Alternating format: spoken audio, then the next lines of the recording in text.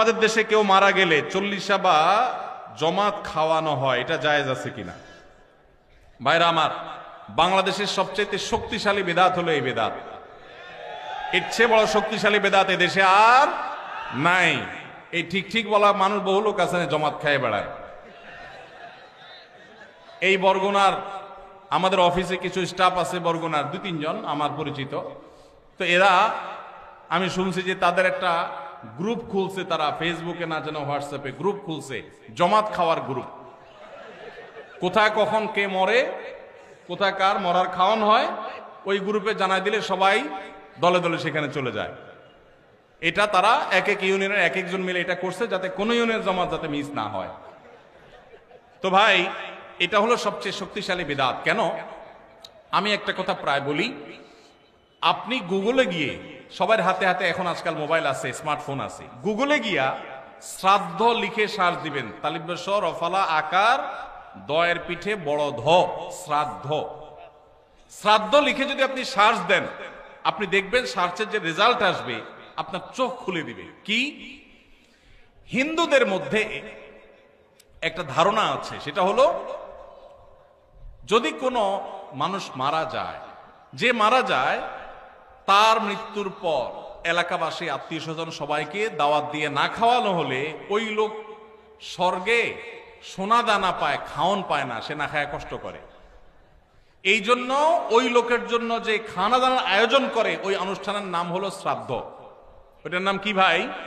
শ্রাদ্ধ। গুগল করে দেখেন, পেয়ে যাবেন হাতের কাছেই।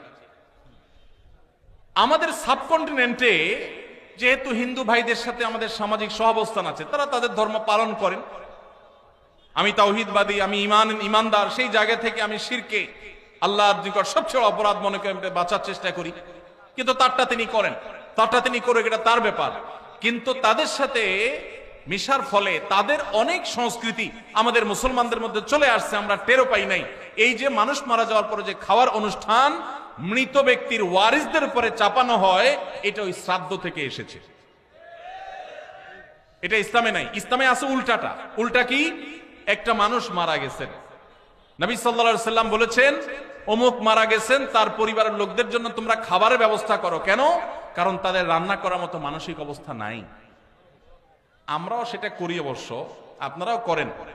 কেউ মারা গেলে তার আত্মীয় স্বজন, তার ছেলে মেয়ে, বউ বাচ্চাদেরকে খাওয়ান দাওয়ান দেন, 2 দিন 3 দিন একটু খাওয়ান টাওয়ান পাঠান, এরপরে 40 দিনের দিন সুদে আসলে একসাথে উঠায় নেন।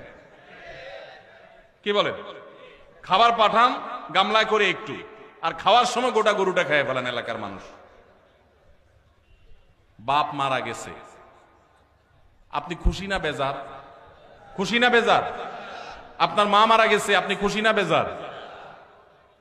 যদি বেজার হন, খাওয়ানোর যত অপশন আছে, খাওয়ানোর যত উপলক্ষ আছে মানুষ খাওয়ানোর, এটা খুশি হয়ে না বেজার হইয়া? যেমন মানুষ বিয়ে করছে, খুশির চোটে অলিমা খাওয়ায়, এটা সুন্নাত। কারোর বাচ্চা হয়েছে, খুশি, এজন্য সে আকিকা খাওয়ায়। কারোর ছেলেটা পাস করছে, সে খুশি হয়েছে, এজন্য সে আটার দলা খাওয়ায়, মিষ্টি খাওয়ায়। কিন্তু আপনার বাবা মারা গেছে, আপনার তো মনের কষ্ট। আপনি যেভাবে জিয়াফত দিচ্ছেন, আপনি যেভাবে মেজবানি খাওয়াচ্ছেন, এটা দেখে তো মনে হচ্ছে আপনি অনেক খুশি যে বাপটা চলে গেছে, এখন জমি জমার ভাগযোগগুলো আমরা পাবো। এই উসিলা সবাই খাওয়াই। আল্লাহ আমাদেরকে হেদায়েত দান করুন। শক্তভাবে এই বেদাত আমাদের সমাজ থেকে দূর করতে হবে ইনশাআল্লাহ। আমাদের সচেতন হতে হবে। আপনার বাবা মা মারা গেছেন, ওনাদের জন্য আপনি কি করবেন?